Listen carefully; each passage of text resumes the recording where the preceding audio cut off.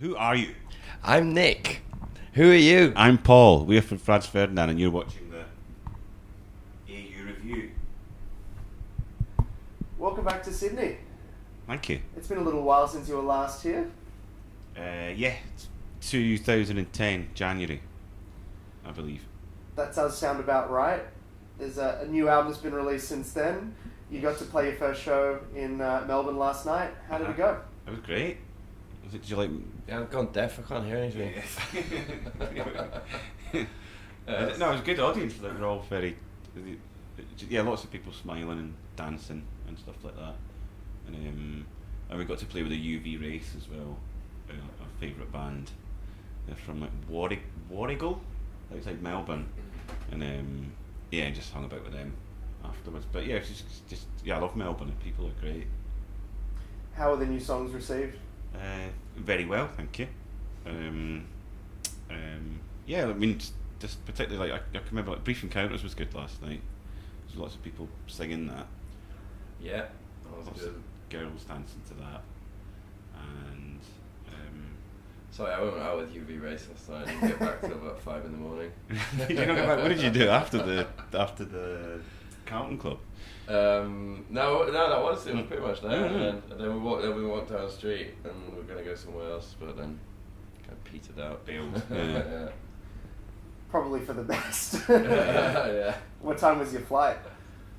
It's midday. It Wasn't too bad. It was humane. Yeah. None of those 6 a.m. hotel lobby calls. No, the crew had to do that. Yeah. Well, it looks like you've got a good light show set up for tonight. Yeah. I mean, the light shows are more obvious because it's a smaller stage, I guess. But you can see these big bulky lights. But Yeah. yeah, we have a good LD, which means lighting designer in the industry. That's it. Yeah, that's what Cormac does. Now you know. Yeah. And you got the show tonight in Sydney, and then you head up to Brisbane. Yeah, looking forward to Brisbane again. Yeah, not since 2010 we've ever been to Brisbane. And, Like floods the last time we went there, wasn't Yeah, it? Wasn't it yeah. just before we went there? oh, Massive seems to be some floods. sort of freakish weather going Yeah. on whenever you come down here. Well, yeah, there's a storm today in Sydney. Yeah. We missed a couple of days of great weather here. You Oh, right. you got here on Monday, though. Were you spending most of the week in Melbourne before your No, shows? unfortunately we were in... Well, I don't mean unfortunately we were in Sydney, but unfortunately we didn't get to spend as much time in Melbourne as we would have liked to. But so we were in Sydney for like 2 days before we just flew on the day of the show to Melbourne on the night before. So we last got up about a month ago. You were about to hit the stage at Austin City Limits Festival. It seemed like at that event in particular, you guys had an absolute blast up there. You just Yeah, it was seemed like a very fun show that was what I mean. The ACL at show. the ACL, Yeah. the actual festival. The actual fit, yeah. I mean, it was like a Sunday afternoon. It was really hot and really bright as well. So, but it was good. I mean, you just kind of sort of adapt to your surroundings or what day it happens to be or what time of the day it happens to be. And It seemed like everyone from the festival came to watch us. yeah, it was a That huge pretty crowd. good. I mean, I could barely see from squinting at the sun. That was pretty. It was we had a good crowd and everybody seemed to be into it. And it was quite nice to play on a Sunday afternoon for a change. And then the following week we did like a side show at Emo's at like 2 a.m. on a Saturday, and that was mental. It's a fun part of the world to perform. It is, yeah. I love Austin. So after Australia, what's next for you guys? Japan and Southeast Asia. Taiwan, Malaysia, Hong I've never Kong. been to Taiwan. No, me neither. I've got a lot of stuff in the house that was made there, so Yeah, that's what I feel like. be interested to see.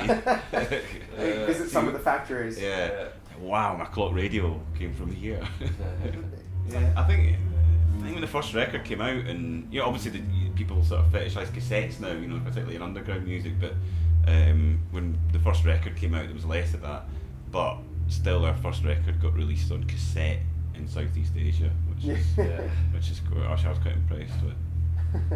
I've met Chinese artists, like mainland Chinese artists, and they've said how they discovered music by going to dumpsters that were sent from America to China of all like unsold CDs. Oh, really? And so they'd find all these like weird punk bands that didn't sell any records, Uh-huh. and that's why there's so much like punk music coming out of the underground Yeah. scene in China. I've heard about that. Yeah, either that or they get, or they turn them into tarmac, don't they? The CDs. Yeah. They make roads with them now.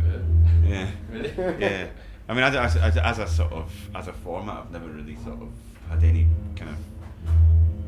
I don't really like CDs, you know. Yeah.